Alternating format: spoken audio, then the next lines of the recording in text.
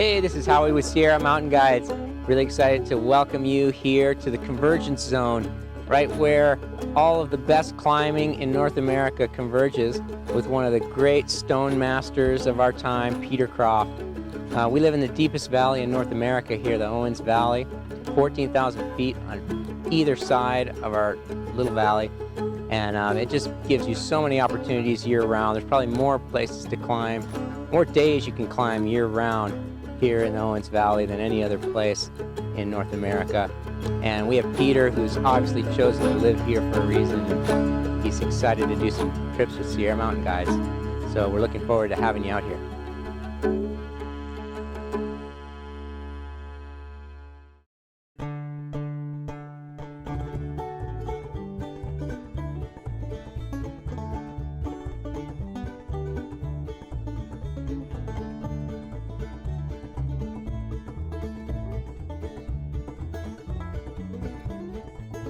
So in other words, you climb differently when it's slabby than when it's vertical, and that's different from when it's overhang. You use actually different body position, different foot position.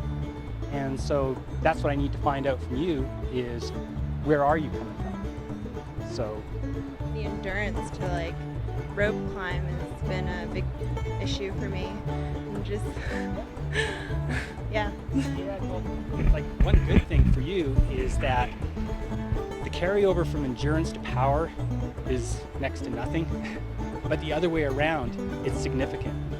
So in other words, if I've got tons of endurance but can't pull a powerful boulder move like you can, I'll hang out there forever, but I still won't do the move. But with you, even if you don't have too much endurance, you'll get to a powerful move. You won't even hesitate. You'll just pull right through that before you even start to get pumped. That doesn't mean you wouldn't benefit from getting endurance, but in a way you've kind of got a bit of a head start. Like I say, the carryover in that direction from bouldering to endurance climbing is a lot greater. And one of them is footwork. And part of using good footwork is being able to push off your feet well, but also doing it quickly.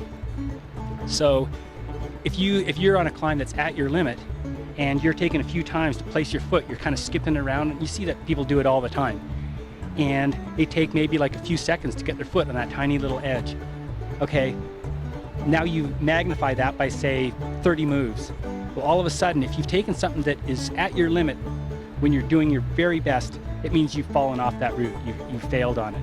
So being precise and getting your feet on the footholds quickly is a huge part of it. So what I do when I'm doing warm-ups, no matter how big the foothold is, I try to place it super precisely.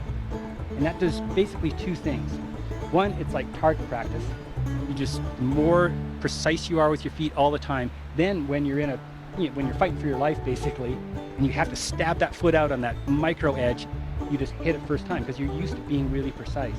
That's just, your body in a survival situation, it reverts to what it knows the most. So if you're used to using really good footwork, that's what it goes back to. Like that is like, to me, it seems like that's like the perfect kind of pitch for you to warm up on, because you weren't struggling anywhere, and that's what warm-up should be.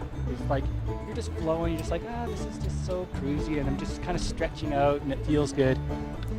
That's the perfect type of warm-up, and it's a way more important part of your climbing day than most people think. I mean, some people kind of go, yeah, you're supposed to do a bit of a warm-up and a warm-down.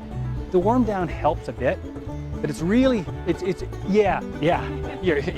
like, let's just get out of here. But I mean, for one thing, hiking out of the gorge, that's gonna, that'll warm you down a bit. But the warm down, what it really does, it just flushes out a bit of the lactic acid and gets the blood moving around so that you recover maybe a bit quicker. But the thing that's really gonna prevent you from getting injured, probably more than anything, is a proper warm up. You still have a breakthrough at 58? Yeah. Absolutely. Like here in the States, climbing is still thought of as an extreme sport. You go over to Europe and it's just normal to see people out that are 10 years older than you out in the crags and climbing hard. So yeah, absolutely. There's one of the most famous climbers in Yosemite history, John Salifay. He started in his mid-40s. I mean, the Salifay Wall is named after him. He did all kinds of first ascents there and was, probably the leading climber of his day in Yosemite. So, you know, yeah, I wish I had started when I was 3, but, you know, we do what we can. So. My name is Bruce, and Bruce Lella, and I've been living in the Eastern Shore for a long time now. And I've climbed a lot with a lot of very good climbers here. John Packer was a very good friend. Peter Croft was a very good friend. And I've had the privilege to climb with a lot of good climbers. And this video is actually a testimonial to Peter's personality and climbing ability. He is top shelf.